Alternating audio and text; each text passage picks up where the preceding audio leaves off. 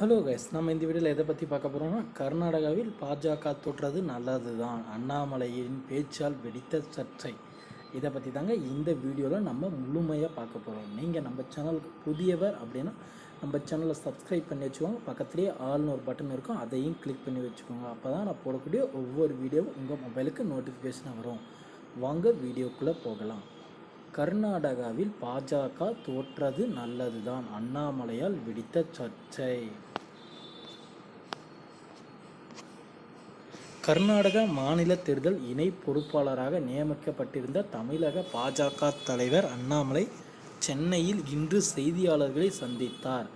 அப்போது பேசிய அவர், கர்நாடகாவில் 38 ஆண்டுகளாக ஆளும் கட்சி மீண்டும் ஆட்சிக்கு வந்ததாக வரலாறே கிடையாது. இதை பாஜக உடைக்கும் என நம்பினோம். தேர்தலை பொறுத்தவரை மக்கள் பல விஷயங்களை பார்ப்பார்கள்.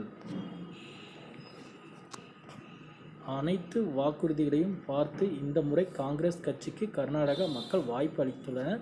கர்நாடகாவில் பாஜக தோற்றாலும் அதன் வாக்கு வங்கி குறையவில்லை. எதிர்வரும் நாடாளுமன்ற பொதுத் தேர்தலில் மொத்தம் உள்ள 28 தொகுதியில் பாஜக வெற்றி பெறும். காங்கிரஸ் கட்சி மக்களுக்கு கொடுத்த வாக்குறுதிகளால் பல சவால்கள் இருக்கிறது. பெங்களூரில் 16 எம்எல்ஏக்களை பாஜக வென்றுள்ளது. இது பிரதமர் மோடியின் ரேட் ஷோவுக்கு கிடைத்த வெகுமதியாக நான் பார்க்கிறேன். கர்நாடக மாநில சட்டப்பேரவையில் எந்த கட்சி தோற்கிறதோ அந்த கட்சி நாடாளுமன்ற பொதுத் தேர்தலில் வெற்றி பெறும். இதுதான் 40 ஆண்டு கால கர்நாடக அரசியலில் இருக்கும் ரகசியம். எனவே கர்நாடகாவில் காங்கிரஸ் ஆட்சி அமைத்தது என்றால் பாஜக மத்தியில் ஆட்சி அமைக்கும். கடந்த 2013 காங்கிரஸ் வெற்றி பெற்றது. மத்தியில் மோடி தலைமையில் பாஜக ஆட்சி அமைந்தது.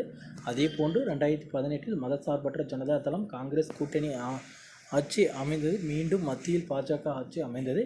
எனவே இதுவும் ஒரு விதத்தில் நல்லது தான். கர்நாடகாவில் ஆட்சி அமைந்தால் மத்தியில் ஆட்சி அமையாது என்று இருக்கிறது. எனவே கர்நாடகா மாநில தேர்தல் எந்தவித தாக்கத்தையும் ஏற்படுத்தாது என செய்தியாளர்கள் சந்திப்பில் பேசியுள்ளார். அண்ணாமலையின் இத்தகைய கணிப்பு பாஜகவினர் மத்தியில் பெரும் சர்ச்சையை ஏற்படுத்தியுள்ளது.